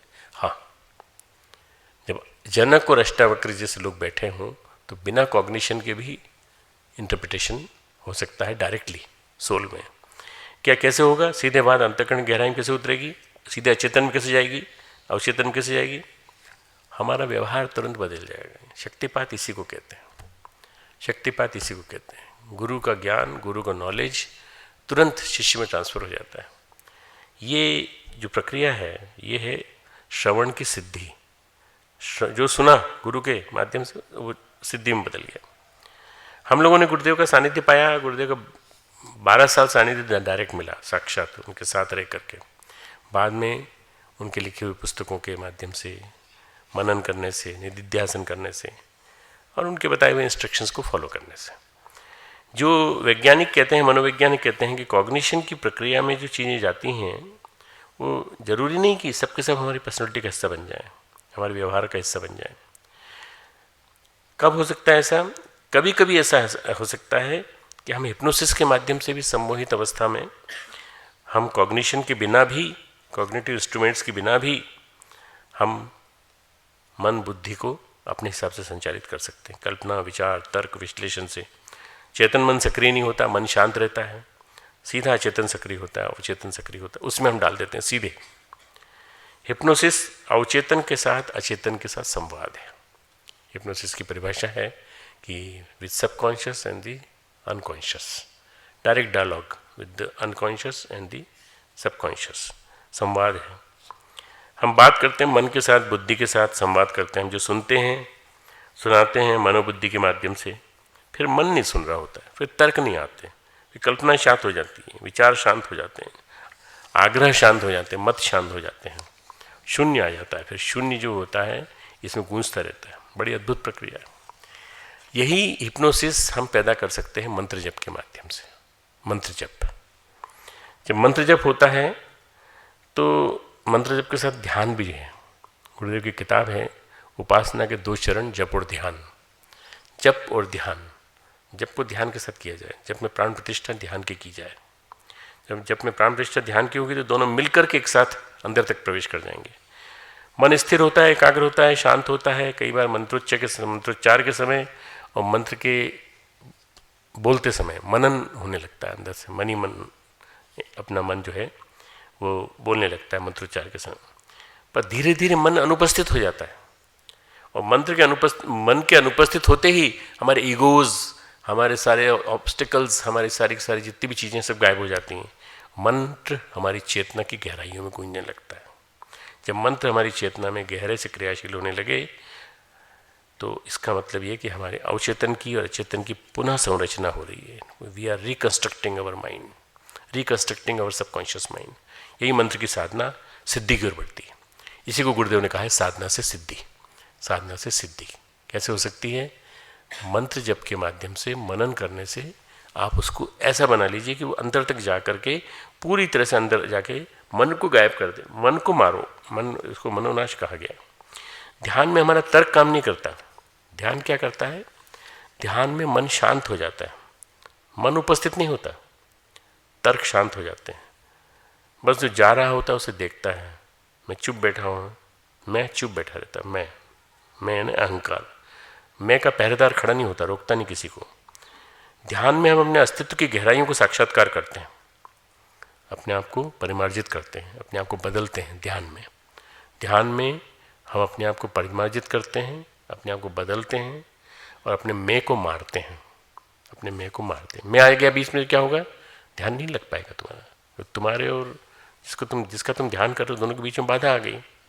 हम कहते हैं साधना, अध्यात्म विद्या, तपश्चर्या अंतःकरण का साक्षात्कार है, अचेतन का साक्षात्कार है। क्या है? प्रैक्टिकली ये तभी हो पाएगा जब चेतन हमलावर नहीं होगा। अगर हमारा चेतन हमलावर होगा, कॉन्शियस माइंड, हमारा माइंड, हमारा मन, हमारा अहंकार यदि हम पे हमला करता रहेगा तो हम नहीं कॉन्शियस हो पाएंगे। तो क्या करें? जब सुनना ही ध्यान बन जाए, जब सुनना ही ध्यान बन जाए, श्रवण ध्यान बन जाए, जब चेतन मन और बुद्धि एक निस्पंदता, नीरवता, निशब्दता, एक फिल्म आई थी निशब्द, तुमने सुना होगा, उसका नाम सुना, निशब्द। निशब्दता जो है, शब्द निशब्द बनकर गहराइयों में उतर जाते हैं। ध्यान के अलावा मंत्र साधना, और मंत्र साधना के अलावा जो कई तरीके होते हैं उनको लोगों ने इसको एनकेश करने की कोशिश की। क्या तरीके होते हैं? हमको जिसमें रुचि है, जहाँ हमारा मन डेविएट हो सकता है, वो हमको अच्छा लगता है। उदाहरण के लिए एडवर्टाइजमेंट, उदाहरण के लिए फिल्म, उदाहरण के लिए फिल्म का सीन। जो एडवर्टाइजमेंट करते हैं, जो बिजनेस व्यापार करते हैं, प्रचार करते हैं, बड़े चतुर चालाक होते हैं। उनको मालूम होता है किस समय बच्चे देख रहे होंगे फिल्म, बच्चे किस समय सीरियल देख रहे होंगे, या बच्चों की अम्माएँ कब देख रही होंगी, जिससे जित करके वो कह सकेंगे यही वाला सीरियल हम खाएंगे, यही वाला खिलौना हमें चाहिए। बिजनेस पूरा बिजनेस, करोड़ों डॉलर का, अरबों डॉलर का बिजनेस इस पर टिका हुआ है। बौद्धिक रूप से कौन अनुपस्थित होता है इसमें? मानसिक रूप से कुछ न बुद्धि होती है न कुछ नहीं, केवल बच्चे सबसे ज़्यादा एडवर्टाइजमेंट से प्रभावित होते हैं। और जो बड़े भी प्रभावित होते हैं तो वो बच्चे होते हैं। मान लो बड़े भी प्रभावित होते हैं किसी एडवर्टाइजमेंट से, तो बच्चे होते हैं। अभी हम सिनेमा देख रहे हैं, बीच में एक एडवर्टाइजमेंट आ गया, लक्स खुशबू से भरा साबुन, ये फिल्मी हीरोइन भी यूज़ करती है। भाई वास्तव में क्या बात है। प्रेस्टीज पे का प्रेशर कुकर, वाह। बच्चे सबसे ज़्यादा झगड़ा करते हैं। बाजार जाते हैं तो एडवर्टाइजमेंट में देखी हुई चीज़ों को खरीदने के लिए खूब जिद करते हैं माता पिता से। क्यों? क्योंकि उनकी सबसे बड़ी चीज़ जो है श्रवण सिद्धि, वो उस समय काम करने लगती है। जो उन्होंने सुना था, टीवी पे सुना था, वो काम करने लगता है। बड़ी कारगर, बड़ी प्रभावी प्रक्रिया है। तो इस श्रवण सिद्धि का मटेरियलिस्टिक यूज़ कैसे कर सकते हैं, ये एडवर्टाइजर से पूछो आप जाकर, एडवर्टाइजर्स कैसे करते हैं। एक चीज़ और है जो स्पिरिचुअल है, मंत्र दीक्षा। मंत्र दीक्षा, जागृत मंत्र, सिद्ध मंत्र, सुसिद्ध मंत्र, कहते हैं गुरु प्रदत्त मंत्र। ये मंत्र क्या करते हैं? ये बदल देते हैं, अंतर जगत को बदल देते हैं पूरी तरह से। मंत्रों के कई रूप होते हैं, कई आयाम होते हैं। ये हमारे चिंतन का रिकन्फिगरेशन करते हैं। मंत्र जब दिया जाता है दीक्षा के माध्यम से, ऐसा कहा जाता है जब गुरुदेव दीक्षा दिया करते थे तो बैठे हुए लोगों के अंदर एक दिव्य ऑरा अंदर से प्रकट होता था। और जो गुरुदेव के साथ बोलते थे मंत्र, तो देखते देखते बदलाव आने लगता था। हम उस तरह की सिद्धि नहीं देख पाते आजकल। उसका कारण क्या है? शायद उस तरह का रिसेप्टिविटी वाला श्रोता वर्ग नहीं है, या वैसा साधक नहीं है। मंत्र चित्त की परतों पर अंकुरित होने लगता है और चिंतन को प्रभावित करने लगता है। बात गहरे चली गई तो बदल जाएगी। श्रवण की प्रक्रिया सबसे ज़्यादा बच्चों में कारगर होती है, क्योंकि जो बच्चे को आपने कह दिया, जो बचपन में आपने किया होगा, बचपन की सुखद अनुभूतियाँ, बचपन में डाले गए संस्कार, बचपन में दी गई शिक्षाएं। जैसे मुझे मेरे पिताजी की एक बात याद आती है, बेटा तूने अभ्यास किया कि नहीं, एक लाइन मुझे याद आती है। आज मैं तरस जाता हूँ अपने पिताजी से बात करने को, क्योंकि वो बोल नहीं पाते। वो जो बोलते हैं वो इनकॉम्प्रहेंडेबल है, वो सुना समझ में नहीं आता। क्योंकि 95 प्लस हैं, 94 प्लस हैं, और उनको है अल्जीमर डिजीज़ है। तो वो जो बोलते हैं उसको मेरे छत्तीसगढ़ की जो लड़कियां जो खाना खिलाती हैं उनको वो समझ जाती हैं अच्छी तरह से, और मैं नहीं समझ पाता। कारण क्या है कि वो जो बैरियर आ गया बीच में वो वाला। पर जो उनकी बचपन की बातें हैं, उन्होंने मुझे बचपन में जो सिखाई वो मुझे याद है। बचपन में पाया गया प्रेम, बचपन में पाया गया सकारात्मक विधेयात्मक वातावरण, बचपन में पाई गई शिक्षाएं हमको बराबर निरंतर अमिट रूप से हमें चेतना में अंकित होती हैं। और ये कभी भूलते नहीं हम, अरे बचपन में ऐसा कहा था। जैसे मेरी माँ कहा करती थी कि बेटा आए खेल के और सीधे आके बैठ गए हमारे सामने, हम जमीन पे बैठ के खाना खाते थे, आसन बिछा के बैठते थे। परंतु एक बात कहती थी, एक उदाहरण के लिए, कुत्ता भी जब बैठता है तो अपनी पूंछ से जगह साफ करके बैठता है। कितना बढ़िया उदाहरण है। मतलब कुत्ता ही बैठता है तो अपनी पूंछ से जगह साफ करता है फिर बैठता है, और तुम बिना साफ किए यहाँ आके बैठ गए, बिना हाथ धोए आकर के बैठ गए। चलो हाथ धो के आओ, जगह साफ करो, जगह साफ करो, आसन लगाओ, फिर बैठो। कई नौकर होते थे उसके बाद ये स्थिति थी कि हमसे अपने आप करवाते थे। ये जो चीज़ें हैं ये श्रवण की ऐसी सिद्धियां हैं जो बचपन से चली आती हैं और ये अंकित हो जाती हैं हमारे मस्तिष्क में। मकान बन रहा है, प्लास्टर बन रहा है, नया नया प्लास्टर लगा हुआ है, बच्चे को आप डांटते हैं, भैया बच्चा तुम उधर मत जाना, देखो ये लाइन खींची हुई है इसके उधर मत जाना। बच्चे के फुटप्रिंट्स बन जाते हैं, फुटप्रिंट्स बन जाते हैं। और हमको भी बाद में बड़े होने के बाद याद है, घर वाले मजाक में कहते हैं इसको बना रहने दो, बच्चा बड़ा हो जाएगा तो याद आएगा बच्चे के फुटप्रिंट्स हैं, छोटे छोटे पाँव। श्रवण की प्रक्रिया जो सुना गया है वो सम्यक श्रवण, टिक टिक सही विधि से सुना गया है कि नहीं, सुनने की क्षमता है कि नहीं। श्रवण अगर सही सही हुआ तो व्यक्तित्व रूपांतरित हो सकता है, व्यक्तित्व परिवर्तित हो सकता है।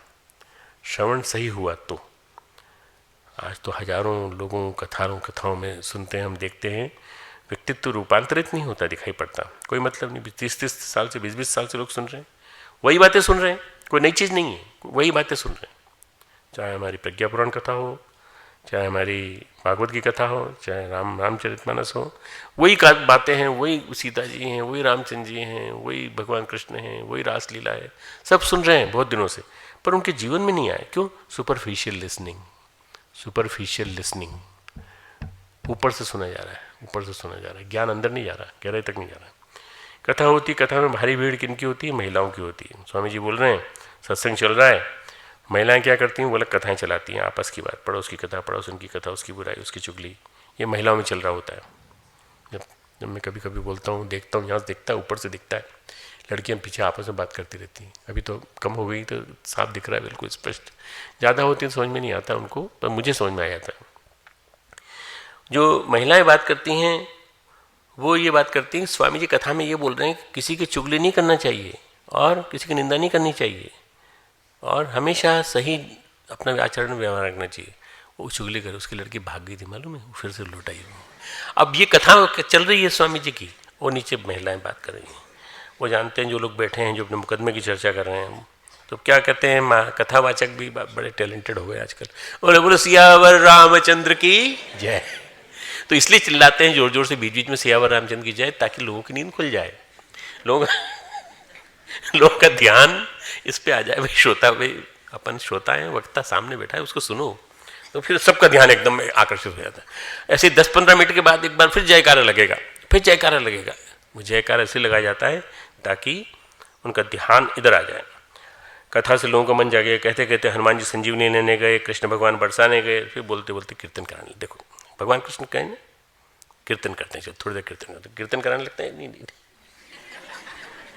मैं तो कह रहा हूँ कीर्तन कराने लगते हैं, कीर्तन होने लगता है, जग जोड़ते हैं, ताकि क्योंकि सब सोए थोड़ी हैं, सब सुन रहे हैं जाकर, ताकि फिर से उन्मुख होकर लोग सुने। जानते हैं कोई सुन नहीं रहा होता है, इसलिए श्रवण इतनी आसान बात नहीं है। सम्यक श्रवण सबसे कठिन बात है। सम्यक श्रवण, जिस दिन सम्यक श्रवण हो जाएगा तुमको क्लास भी समझ में आ जाएगी, किनकी? अपने टीचर्स की। तुमको मेरी बात भी समझ में आ जाएगी, मेरी गीता भी समझ में आ जाएगी। तुमको गीता इतनी रोचक लगने लगेगी जैसे स्वादिष्ट। स्वादिष्ट, स्वादिष्ट चीज किसको कहते हैं? स्वाद, जिसका स्वाद आने लगेगा तुमको अंदर तक। तुमको अभी तक केवल समोसे का स्वाद मालूम है, चाउमीन का स्वाद मालूम है, पर तुम कभी गीता का स्वाद लेके देखा तुमने? गीता को पढ़ के मनन करके देखा, समझ के देखा तुमने? तुम देखो तो सही, आनंद आ जाएगा तुम्हें। युगों में वक्ता ढूंढना आसान है, श्रोता ढूंढना कठिन है। गोस्वामी जी कहते हैं श्रोता वक्ता ज्ञान निधि। भगवान श्री कृष्ण ज्ञान निधि हैं, लेकिन अर्जुन ज्ञान निधि नहीं है। भगवान श्री कृष्ण ज्ञान निधि हैं, अर्जुन ज्ञान निधि। उसके पास कई प्रश्न हैं, lot of queries, lot of questions, lot of प्रश्न, लॉट ऑफ जिज्ञासा। कई आग्रह हैं, कई जिज्ञासा हैं, कई मान्यताएं अर्जुन की, जिनकी चर्चा भागवत गीता में बीच बीच में हुई है। अर्जुन उवाच, पूछा उसने, अर्जुन ने पूछा, तो फिर भगवान कृष्ण उसको जवाब देते हैं, मन चंचल अमी मन कृष्ण प्रमाथि बलवद्रढ़म।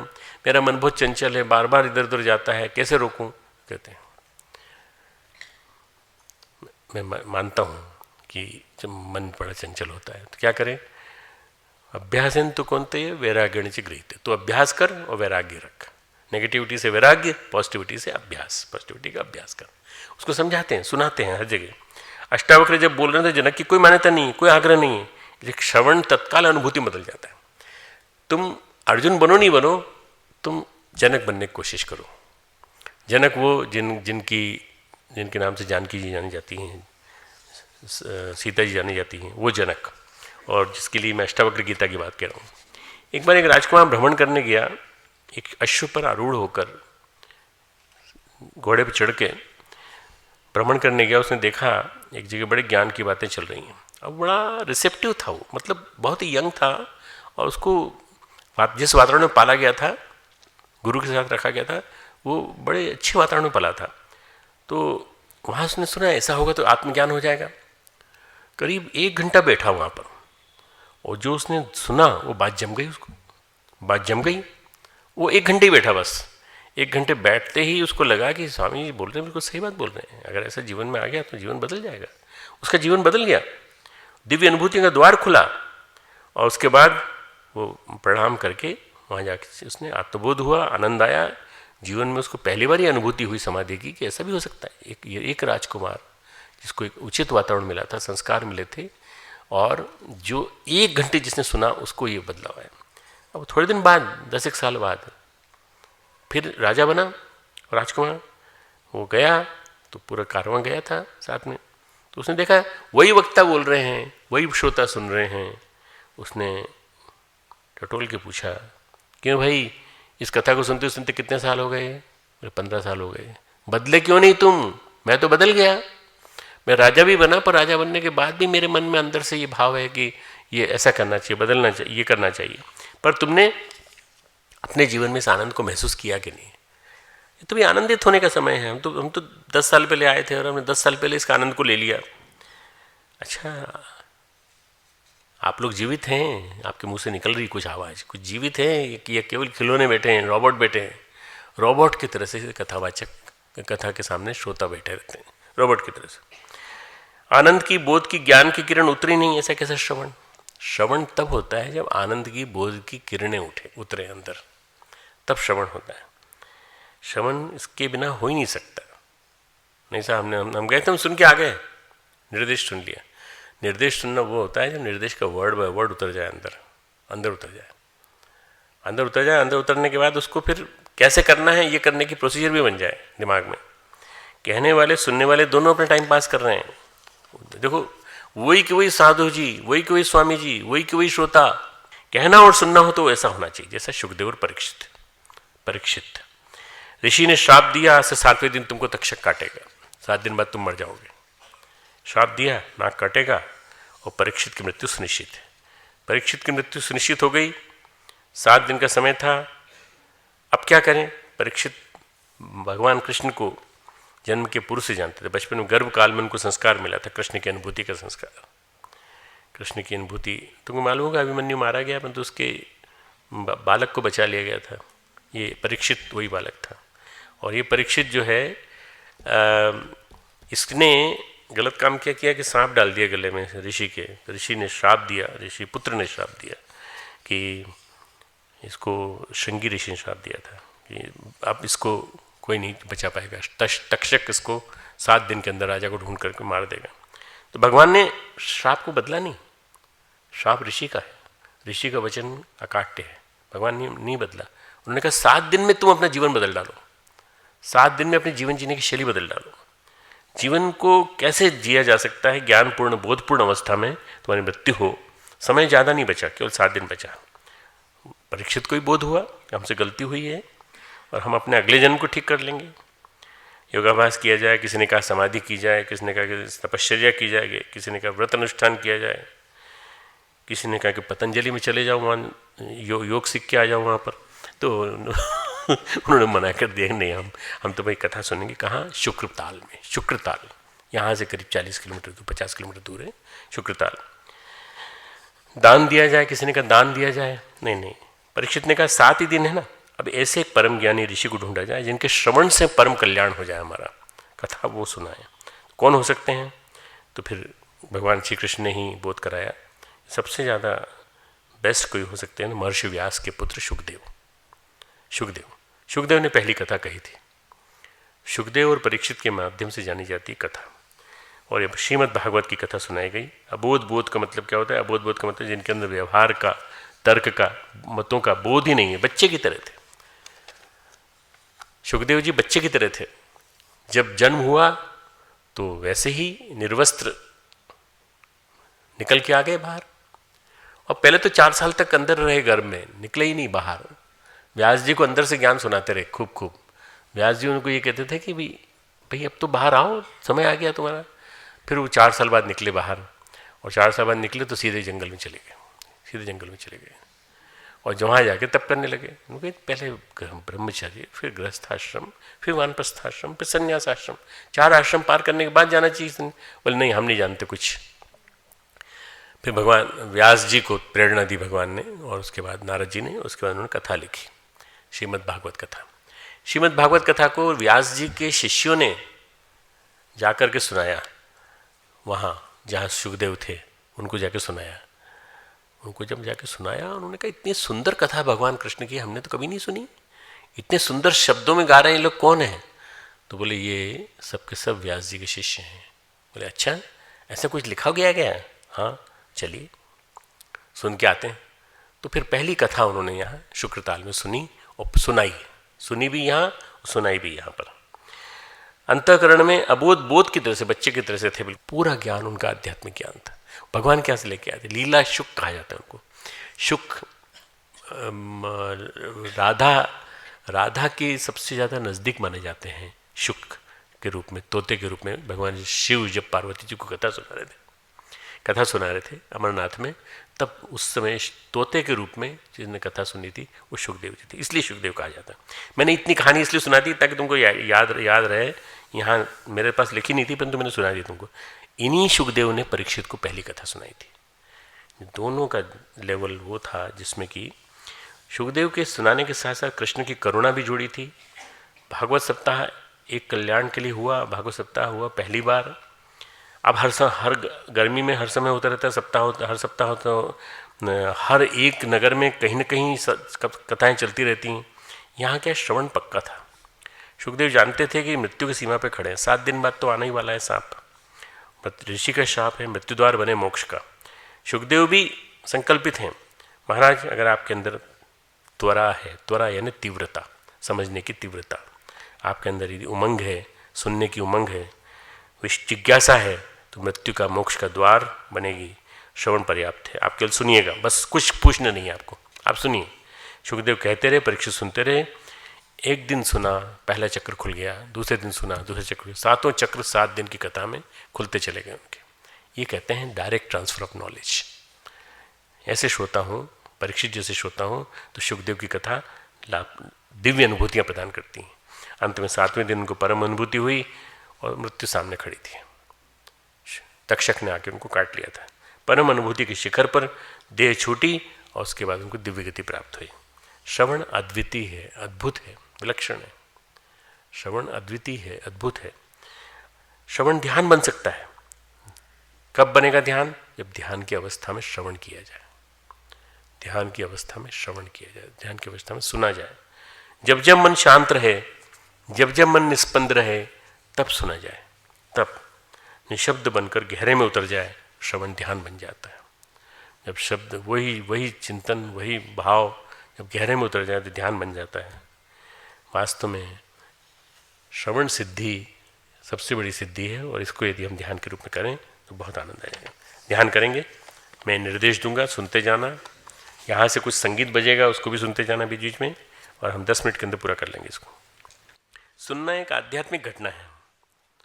तुम सब सुनते हो, जब तुम ध्यान देते हो तब तुम्हारा अंतर्मन तुम्हारे कानों से संयुक्त होता है। मेरे साथ तुम बैठे हो, मैं कुछ सिखाने के लिए नहीं बोलता हूँ, मैं कुछ तुम्हारे अंदर ऐसा कुछ है जिसको निर्मित करने के लिए बोलता हूँ। ये कोई भाषण नहीं है, ये उपाय हैं ताकि तुम मौन हो सको और श्रवण के माध्यम से सुन सको।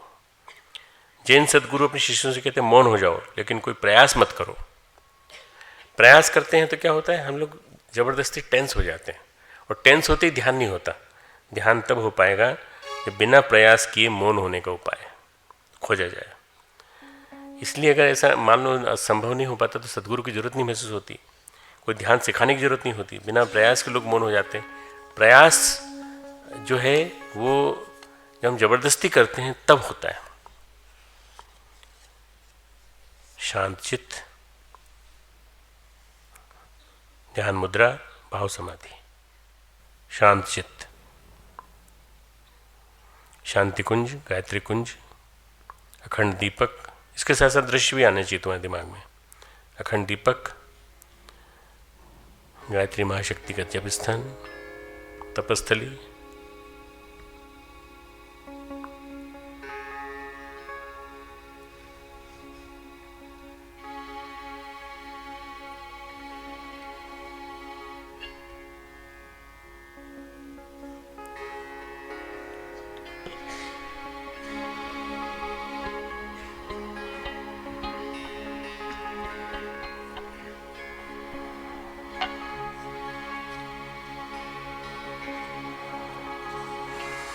विराट अंतरिक्ष।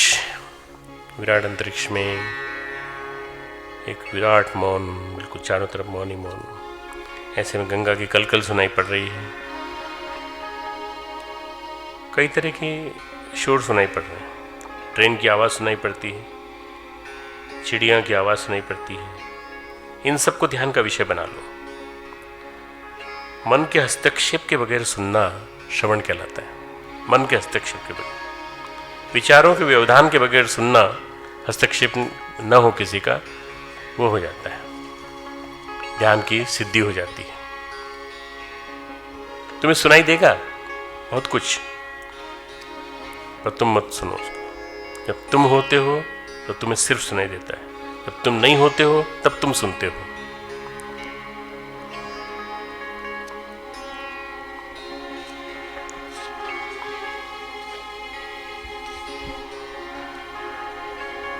संसार में अधिकांश लोग ये नहीं सोचते उनका मन शांत हो सकता है। ध्यान का जब संवाद होने लगता है अपने अंतर जगत से, तब हम सही अर्थों में मन को शांत कर लेते हैं।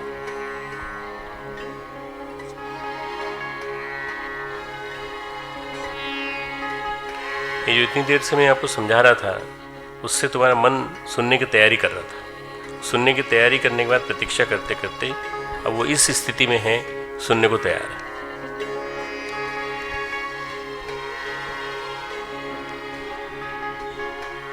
असली आनंद मौन में है, अंतर जगत का मौन।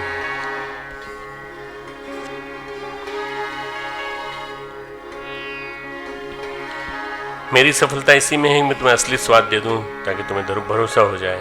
ध्यान कोई कल्पना नहीं है, ध्यान कोई ऐसी चीज नहीं है जो असंभव है।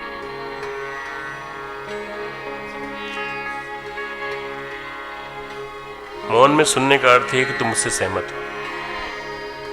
तुम अगर मौन की स्थिति में सुन रहे हो, अपने अंतर्मन को अपने श्रवण इंद्रियों से जोड़ लो, सीख लो। तुम उसे किसी भी इंद्रिय से जोड़ सकते हो, आंख या नाक, स्पर्श या स्वाद, सभी इंद्रियों से एक साथ जोड़ सकते हो और इसी क्षण में भगवत्ता मिल सकती है। भगवत्ता यानी भागवत चेतना से स्पर्श। शुरुआत करें श्रवण से। पक्षियों की चहचहाहट को सुनो, बांसुरी की आवाज को सुनो,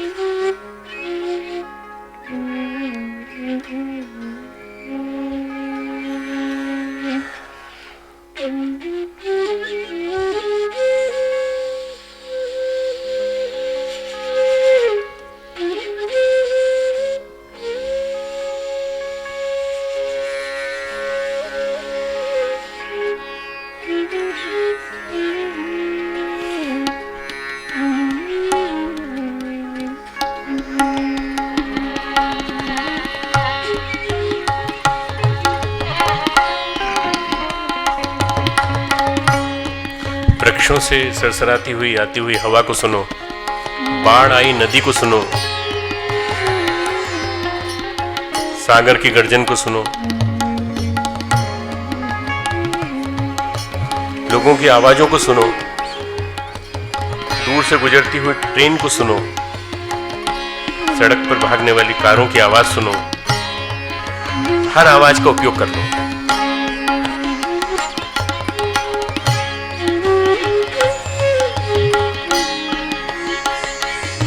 यही चीज तुम्हें ध्यान बन सकती है।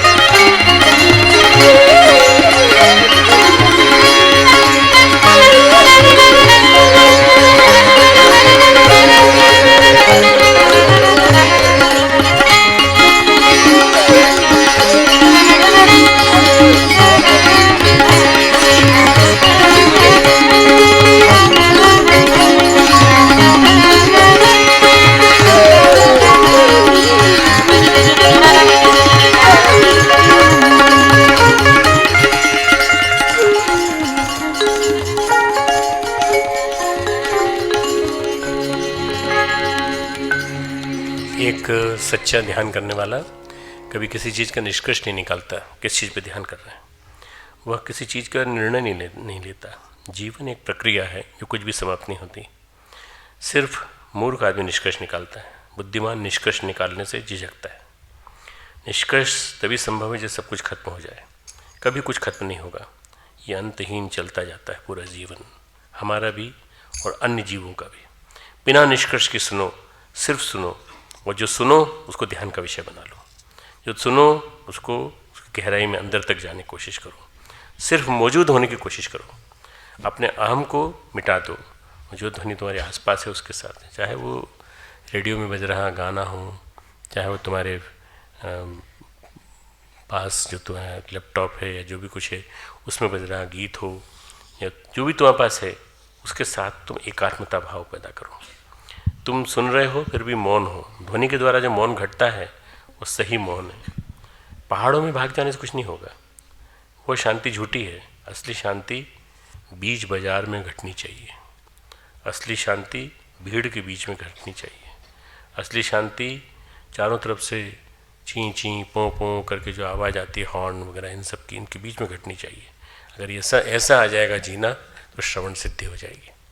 हर तरह की आवाज़ों से घिरे हुए फिर भी अंतस्थल में पूरा सन्नाटा। यहाँ सन्नाटा आपने यही फिल्टर कर दिया उसको। यह गर्भित सन्नाटा दिव्यता का द्वार बन जाता है और फिर हमारे अंतर जगत के कोश खुलने लगते हैं। मेरे साथ साथ बोलेंगे एक मंत्र। य इमं परमं गुह्यं श्रावयेद ब्रह्म संसदि प्रयतः श्राद्ध काले वा तदानन्त्याय कल्पते तदानन्त्याय कल्पते इति। जो मनुष्य सर्वथा शुद्ध होकर इस परम गुह्य रहस्यमय प्रसंग को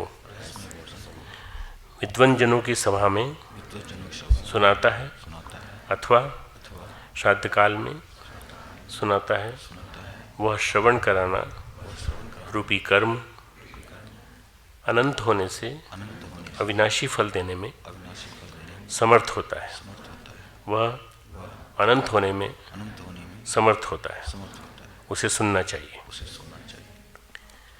ओम शांति शांति शांति। लाइट ऑन कर दीजिए। कठोपनिषद वल्ली 3 श्लोक 17, 3/17 कठोपनिषद। ठीक है, ये उसका श्लोक है जो अभी हमने सुना। हम शांति पाठ करेंगे हिंदी में, आप लोग साथ देंगे। पहले गुरु सत्ता को प्रणाम कर लेते हैं। ओम नमोस्तुन्ताय सहस्रमूर्ते सहस्रपादाय सहस्रनाम्नि पुरुषाय शाश्वते सहस्रकोटि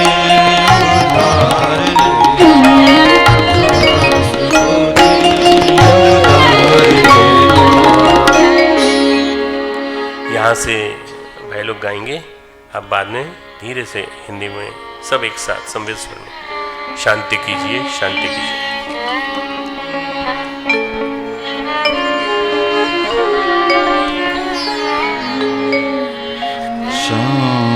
शांति कीजिए शांति कीजिए शांति कीजिए शांति कीजिए।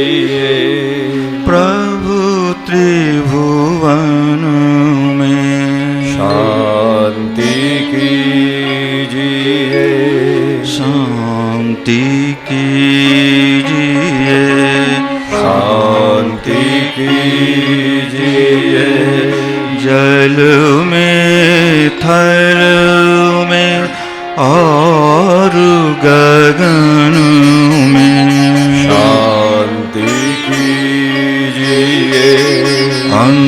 अंतरिक्ष में अग्नि पवन में शांति कीजिए।